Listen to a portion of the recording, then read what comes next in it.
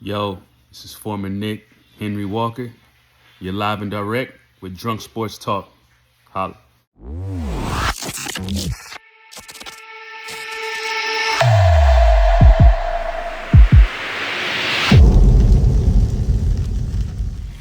And this shit is crazy because we got to set it off with the Jets, the New York Jets. When we did pre-production, right? When we had a little pre-production meeting, trying to figure out what topics we're going to talk about and everything. It was basically just, the terrible loss for the Jets and what are their deficiencies, what do they need to work on, Aaron Rodgers, the offensive line, the usual shit we always talk about. And then today we had to call audible at the line of scrimmage at the last minute. Right? You know what I'm saying? Right? That's facts, though. It's some big news that came out. Robert Saleh, right? Robert Saleh gets clipped. Listen, it's not like this was a surprise. What's surprising to me is it was done in season. Mm-hmm. So many things to unpack, man. Let's just get into it. Listen, the Jets fired Robert Saleh after a 2-3 disappointing start. He basically had an overall bad record as a head coach. Listen, Saleh's a really good defensive mind. He's a little bit inept on offense. Doesn't really know the offense as well, but he's a really good defensive mind. We saw what he built here with the Jets, him and Ulbrich. We saw what he did in San Francisco, with the 49ers in San Francisco. And their defense. Stout, very good stout defense. So we know he's a good defensive mind. But his firing, I have mixed feelings about it, man. It feels early. It's a mid-season, in-season firing is very rare, man. There was a lot of expectations for this team because they're stacked on both sides of the ball, even special teams. Like I said, the defense is playing very well. Offense sputtering a little bit. But let's keep in mind, Aaron Rodgers still fresh off the Achilles. Let's not get it twisted. You know what I'm saying? He's only 3 or 4 games in. Him and the offense don't look in sync. Garrett Wilson, the run game, the pass game, not looking in sync. But like I said, it's still early. What I will blame Saleh for, because, listen, if you want to argue this, he was given Zach Wilson for a couple of years, right?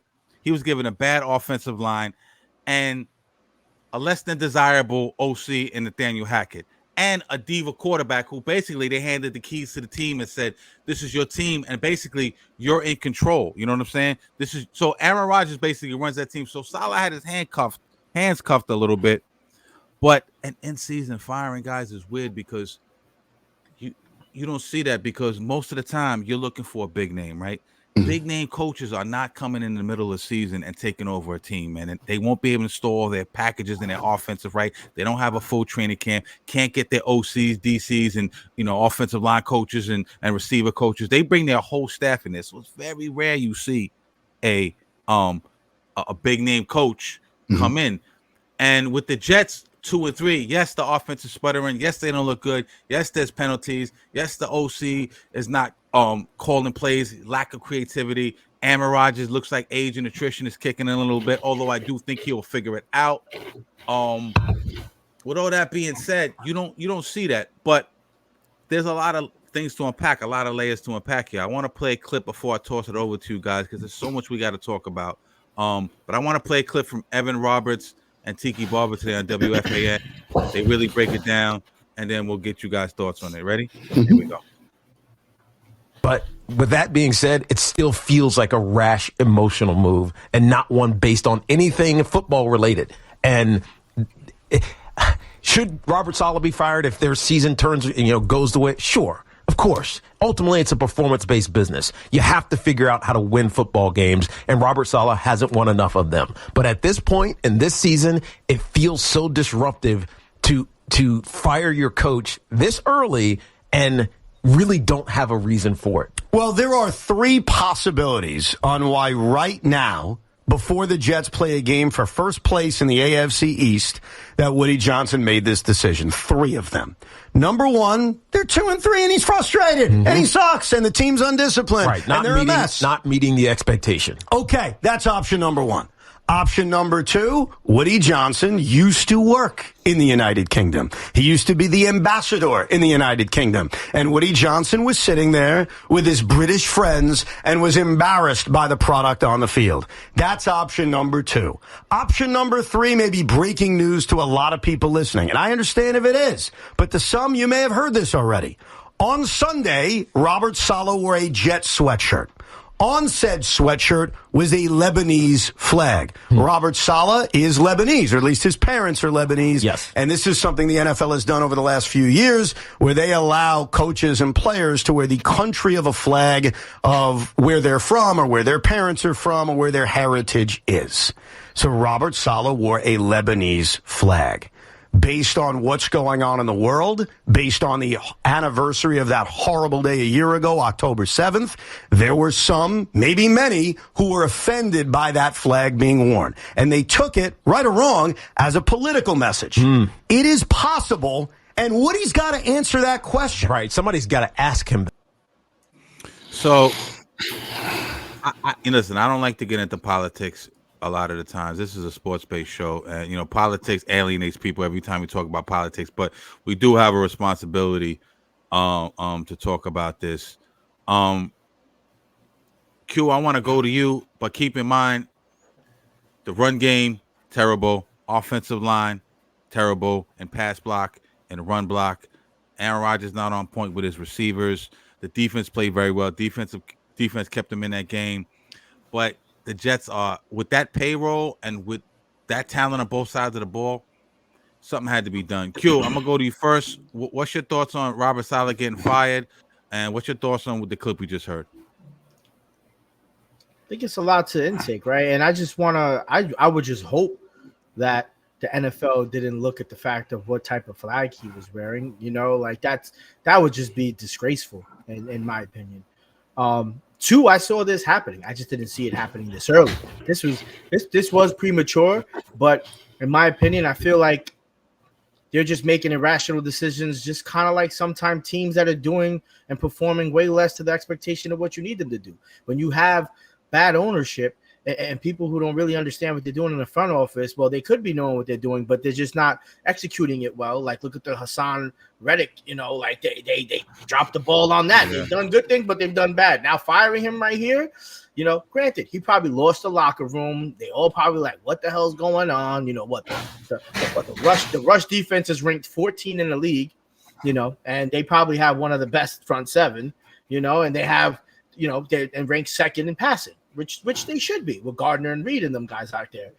But they're still not winning games, and they have to understand that, you have Aaron Rodgers, he's looking like he's the boss of that team. I think he just I think they started seeing it. There was way too many hints. We don't know what's going on behind those closed doors. Look what happened with the Giants with the whole Wink Martindale. The rumors start trickling. We've seen Aaron Rodgers and Rob Saleh go tit for tat on the media, and just verb like with their eyes and looks. The hug, the infamous hug. A lot of that plays into the part. Like, what's going on? You guys are going on already. You guys already don't like each other. Like, that's your head coach, man. Like, granted, how good of a quarterback you are, you still need to follow orders and up until that nature. But when you feel like you're up and above and you feel like the whole team is on your back and you're the one who thinks that it needs to ride with them, and I'm the one that could put this team on my back, fuck whoever else anybody says, that's not what ownership wants to see. And he was definitely losing it. Lord knows what could have happened if this team would have lost the next 2-3 games. Like, that shit would be fuming, because now what's going to happen? The players are going to probably turning on everybody. They're going to be like, what the fuck is Aaron Rodgers here for? Who knows? Like, oh, it's going to be like any given Sunday. Yo, it's the defense. And, It's going to be like Willie Beeman. And then, Like, it's going to be like, hello, Cool J punching Willie Beeman in the face. And that's what they don't want to happen. I do think it was premature. I hope it had nothing to do with the flag. But look, it's not like there was a secret. Like, they weren't playing great football. They were not. Like, we all, as a New York fan, you're always going to wish the best for any team. Hey, look, I went into this league in this season thinking that the Giants were going to win at least 10 games, and hopefully at least 9. That'll be great. I went, and me not being a super Jet fan, but I'm New York. I went into this season thinking that the Jets are going to be like, holy shit, they're going to fucking annihilate the AFC East. Like, it's not even going to be a competition. And they're still trying to figure it out in week 5. And that's not exactly what you hope for in this type of team that looks like this on paper. Because like I've said in previous episodes and in the past, these guys don't have multiple years. Their contracts are going to expire. They're going to need to find new guys to replace these guys. These guys are going to get run down and beat the fuck up week in and week out playing this tough ass sport. And that's what's going to happen. And when you start losing, just creates a mentality. And, you know, it's sorry to say, I didn't think he was the right coach for this team anyway, but I do think it was, you know, a very premature decision. And I just like, what are they going to do now? Like, now are you just setting yourself up for more failure? Because now there's a lot more questions, a lot more issues that you're going to have to resolve now at this point, now that you don't have a head coach at all. Now who's going to step in there? Now who's going to step in there and be so-called the head coach, even though they're not now, and give everybody these orders, and have people listen to him? It's kind of just going to be like, all right, well, you know, fuck it, which I want to do it, but hopefully it works. They brought in Ulbrich. I mean, Ulbrich gets he's there, the interim tag, interim from the defensive, you know, deep from the DC. Ulbrich, you know, he's hot around the league. His name has been circulating around the league for potential head coaching jobs, kind of like Dan Quinn left Dallas, went to the Redskins. You know, he's that up and coming Spagnuolo, hot DC. You know, they're all ill. Romeo Crennel, these guys off the Belichick tree, they're all ill until they're not. But he's the hot name around the league. So you know, I'm not surprised they bumped him up to interim coach. But here's my thing, Preem, before I turn it over to you. I mean, Jay, before I turn it over to you. Ulbrich is a defensive guy the same way Saleh is a defensive guy, right? From when I'm looking at the situation, Hackett in the offense seems to be the issue, right? And a couple of things I said Aaron Rodgers is they said Aaron Rodgers is the second most powerful guy behind Woody Johnson in that whole locker room. I mean, in that whole organization. And you know what? To be honest with you, he should be. He's the only guy who's won over there. Jets haven't made the playoffs in 13 years and haven't won since '69 or whatever the fuck it is. The Joe Namath shit. What are you gonna do if you're Ulbrich or even Saleh? Are you gonna walk down the hall to the OC's room and say, "Listen, I don't think your offense is running right. I don't, you know, the offensive line is the run block is not right. That's why Brees not getting off. That's why Breeland is not getting off. You know, we can't get on page with the receivers. They're not running the right routes, or they're just not connecting for whatever reason. You know what I'm saying? Garrett Wilson, for some strange reason, every time he catches the ball, he drops it and falls to the floor. This shit is weird as fuck. But they don't have the cachet to go over there and tell Aaron Rodgers, and Nate is essentially an extension of Aaron, right? You know what I'm saying? Because Aaron's really running the team. Do they have the cachet to go over there and saying you're not doing this right? Nor do they have the cachet like Brian Dable took the play calling away from Kafka last year, right? And said, or this year, and said, I'm gonna be calling the plays. Brian Dable's an offensive guy. You seen what he did in Buffalo, right? So I don't understand how that's going to work. It's not like Ulbrich could just take over the offense, install his own packages, you know, and take away the play calling duties. Even though I heard that Saleh, before he got fired today, did take away the play calling duties from Nate Hackett, but too little, too late. But Preem, when you hear that, what is your take on this whole situation? You're the resident Jets guy here. Unpack this for me. There's a lot, right? So the first thing I'm going to do is I'm going to tell you all a story, right? The reason why I'm dressed like this is because this is what happened this morning. Woody got up and he threw this exact outfit on, and he said, "I'm gonna do this shit myself. I'm not gonna delegate. I'm gonna go and I'm gonna murder this motherfucker myself." Right? I love it. He got embarrassed in fucking London. You don't embarrass me in fucking London. They're off to a horrible start. I have a quarterback who's a little bit mercurial. I get it, but at the same time, he's the guy that we went out and got. Veteran Hall of Famer. Robert Saleh shows up to the complex. He sits down in his chair, and all you see is a hand come in, cover his mouth.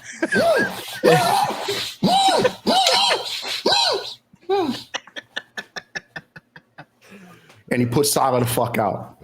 And then security dragged his lifeless body the fuck up out of the goddamn compound. That's the way it happened this morning. That's the story. That's why I'm wearing this, in honor of what needed to be done. And I'm going to be the first one to tell you, I like Saleh on the way in. I absolutely did. Yeah. But see, here's the thing, right? As a fan, my job isn't to like these motherfuckers, right? My job is to fucking get behind them in a fanatical way and watch them uplift and create a moment for me. Before I go, I'd like to see this team fucking hoist the Lombardi, right? You know what I mean? Like, I need that. You know what I'm saying? I can't, not the Lombardi, the Lombardi, right? Lombardi, right? I'd like to see them hoist the fucking trophy, bro. Like that's what needs to happen. So we'll start there, right? There was a murder this morning. They snuffed him out early. He looked like I look right now. He was set up and ready to go. Woody, and think about this shit. Like you said, they haven't done mid-season or in-season firings ever. They let Gase make it to the end, right? They got rid of Gase at the end. So think about it through that lens, right? Woody got up and said, nah, champ. We're not going to do this shit. Yeah. And then he, and I'll be the first one to tell you, the only person that probably could have saved Saleh would have been the mercurial quarterback, Aaron Rodgers. Indeed. But he did not. Because don't think for 1 second that Woody didn't let it be known that this was going to happen, right? Of course. Now, just picking up where you left off, you're going defensive fucking mind for defensive mind. Where are we really going there, right? The defense, I think, is going to do what they're going to do. And, and I think they'll get better as time goes on. Yeah. But I think they're spending a lot of time on the football field. Yeah, exactly. You know what I mean? Like 3 and out. Right. Yeah. It's 3 and out. Yeah. Think about how this London game started. I was all set up, too. I'll be honest with you. I wake up in the fucking morning. It's Sunday morning. I said, yo, this is it. I had a shot at fucking early in the morning, right? To get it going on a Sunday, on the Lord's Day, right? Facts. You said that too in the chat. Yep, you said that in the chat. Ready to go, hyped up, right?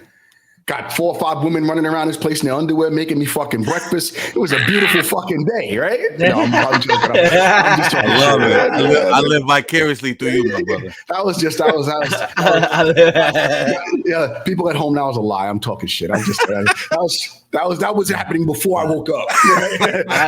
Then I woke up, I got my own shot, and drug my monkey ass back into the bedroom, right? But the long and the short of it is, it was a very, very, very disenchanting, disappointing loss. Yeah. The score was not indicative of what I saw as far as the product on the field, right? Yeah. It was just a really, really, really poor product. And to be honest, the Jets should be fucking feeling lucky that the Vikings didn't bring their game to London with them. Yeah. Because if they would have showed up with any of the shit that they were doing on our soil, this shit would have been an absolute annihilation. Robert Saleh might have got murdered on the plane. Like that might have been, Woody might have said, yo, shh, I got him. On the airplane, right? It might have happened there. So with that being said, there's a lot of things that need to happen. One, I think the Jets need to make a move immediately for Devontae and Bill Belichick. There's my take of the year. Go get Bill. Yeah. Bill is ready, and Bill is a defensive, offensive mind. He got both. He's more notable for the defense, but Bill knows how to run a team, and Bill knows how to create a culture. And Bill can do it fast because he's got the cachet to do it. Bill will come in there with those rings on his hand and be like, guys, listen, you know how Bill does. Listen, we're on to the next game. He don't even fucking talk, right? But I think that's the move that needs to be made. I know that Bill's not even, that's not going to happen. However, Devontae, I believe, is still something that can happen. I fully expect it to happen, actually, 1,000%. 1,000%. I think they need it because, look, Garrett Wilson had a great game. Lazard caught 2 touchdown passes, but he also dropped 3 very important passes. Like, yo, come on, man! You're supposed to be the guy who came in with all the the camaraderie with this guy, the connection, and you just dropping these easy. He's just putting it right there. Like, you can see Aaron Rodgers, he's just fucking frustrated. At this point, if Woody would have called him, he would have been like, I don't even give a fuck who you get rid of, bro. There's a couple other people we can get rid of in this bitch too, right? You know what I mean? Like, everybody can go. Everybody, that type of thing. But even deeper than that, Q, think about this, right? Aaron was off himself, right? Aaron had some pretty questionable throws also, right? He went front shoulder instead of back shoulder on that last play, right? That's very clear. He overthrew. I want to say, who was that in the middle? He overthrew and got picked off. I don't think that was Lazard. I think that was Mike Williams actually. Yeah, Mike. Were you talking about the last play of the game? The last play of the game was Mike Williams. He went front shoulder instead of back, right? So you know that created that moment. But there was the second one pass before that too, which was crazy. Yeah, there's a lot that that took place, and I really feel like sorry, my bad. No, there's a part of me that looked at it, and I just kind of saw Aaron just. I don't want to say he gave up or anything like that, but he just did not look as engaged as I've seen Aaron look in a moment like that. You know, like there was a lot of his body language. And again, he got banged up a lot. They fucked him up, right? But a lot of it, you ever see a person's body language and you just start to see that they're just fading, like they, you know, like their energy is former. And I think that's what I saw. He got sacked 3 times. Joe Simpson gave up a sack. Tyron Smith supposedly, you know, the left tackle we brought in there to really keep him upright. Elijah Vera Tucker hasn't been playing as well he has last year. He gave up a sack.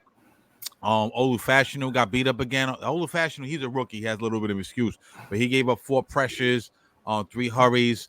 The offensive line let him down, and it was evident not only in the, you know, the pass protection, but it was evident with the run shit as well. You know what I'm saying? Because they can't run the fucking ball, dude. If you can't run the ball, help me make this make sense. If you can't run the ball, right? Breece Hall, who is this guy? This guy's looking like Devin Singletary out here. Yeah. He's supposed to be the next fucking, name up Emmitt Smith or whoever the fuck you want to name. You know what I'm saying? Mm-hmm. They can't run the fucking ball. They're getting less than 10 yards per game. Crazy shit. But that they're not opening them gaps. Guys are not able to. They're not creating holes. You know what I'm saying? Not being able to shoot through those gaps. They're not doing it often enough either. Right? Like, you got a 40-year-old quarterback throwing the ball 54 times. 50, like that's exactly. And now that's a lot. Exactly. And to your point, when your run game ain't going, play action is not fooling nobody. It takes the play action away, right? So, you know. And then I want to put out another stat because I found this shit interesting. Let me see what it is. You know, you mentioned Aaron Rodgers last game. I look at this Pro Football Focus. I'm enamored with this shit. Passes 20 yards, 20 yards. Okay, so a pass. This is a pass. Deep pass is considered 20 plus yards, right? 20 or more yards. Aaron was 8 for 20 on that. Terrible downfield, right? Passes 10 to 19 yards, 12 for 31, right? And short passes, which are 0 to 9 yards, he was 65 for 88. What does that tell you? That tells you that's all what? Short yardage shit, all underneath shit, right, Preem? Right, Q? I mean, right, Jay? Right, Q? That tells you he has to hurry up. He's dinking and dunking. He's throwing screens because that pressure is coming. He doesn't have time to sit there, go through his progressions, go through his reads. So there's a lot of shit going on. That offensive line has to step. Joe Douglas. We thought we had it figured out this year with the offensive line, right? I'm not sure. You know what I'm saying? Morgan Moses, I don't know. You know what I mean? Think about this, Cash. It's funny you bring that up, right? Because I was looking at that earlier, and I saw that even though Aaron Rodgers, the reason why, let me do it this way: Aaron Rodgers is number 2 as far as the quickness of him getting the football off, it's not because he's just special, which he is. It's because his ass is under duress. He's under duress. And he's taking major hits, like you just said. He's taking major hits, bro. And he's 40 years old. We talked about last week attrition.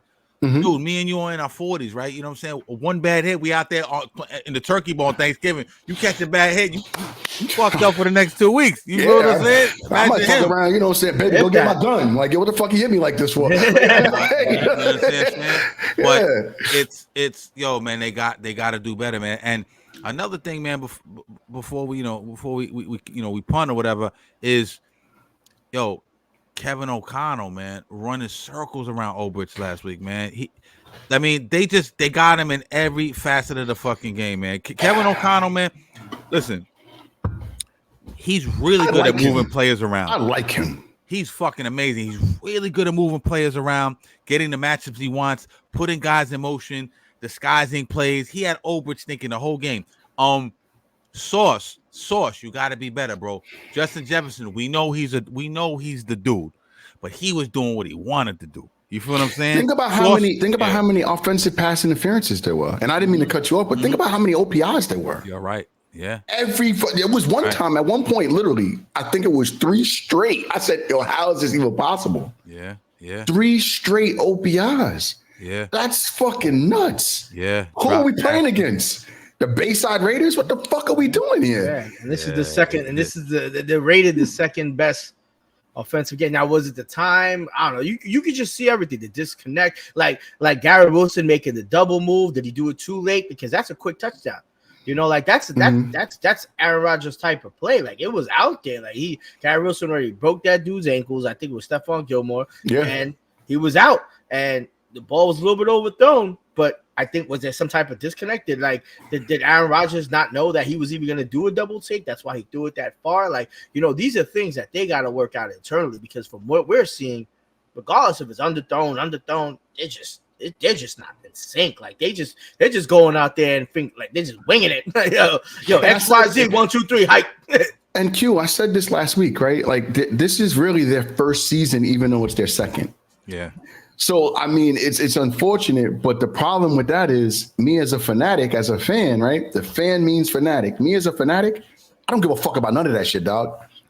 Put a product on the field that I can enjoy, and this ain't it. Well, as you can see, Woody don't care about that shit either.